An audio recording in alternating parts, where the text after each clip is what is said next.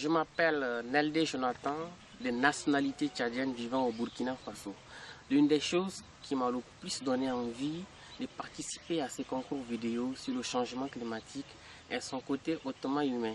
Il est de notre devoir d'aider les générations présentes et celles d'avenir en leur proposant des solutions sur le changement climatique et ce, relativement sur les impacts de ces changements climatiques sur l'agriculture sur le bassin versant du Tougou dans la région du Yatenga au nord du Burkina Faso. Soit 21% des sols sont dégradés dans le bassin versant du Tougou.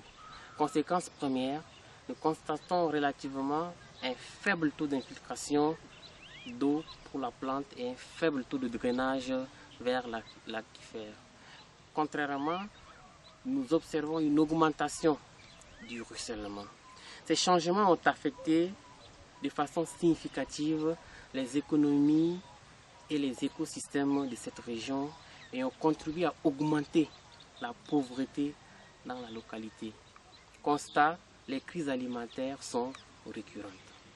Face à ces problèmes, des options d'adaptation au travers de nouvelles méthodes de pratique culturelle s'imposent. Il faut redéfinir le cycle culturel en jouant sur la durée du cycle. Il faut imposer la culture du mil, car le mil est une culture qui est bien adaptée au stress hydrique vu la variabilité pluviométrique dans la région. Il faut vulgariser la culture du zaï. Voyez-vous bien, le zaï est une pratique culturelle qui permet aussi bien au sol de recueillir de l'eau pour la plante, mais aussi cette eau sera drainée de façon significative vers l'aquifère, comparativement à une culture faite sur un sol dégradé.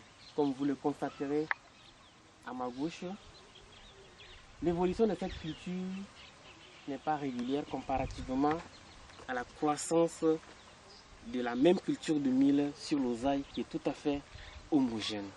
En adoptant la culture du zaï sur tout le bassin versant de Tougou, on arriverait à récupérer les 21% de ces sols dégradés, on augmenterait les rendements agricoles, on augmenterait aussi les rendements hydriques et on diminuerait les eaux rurales fréquentes dans la zone.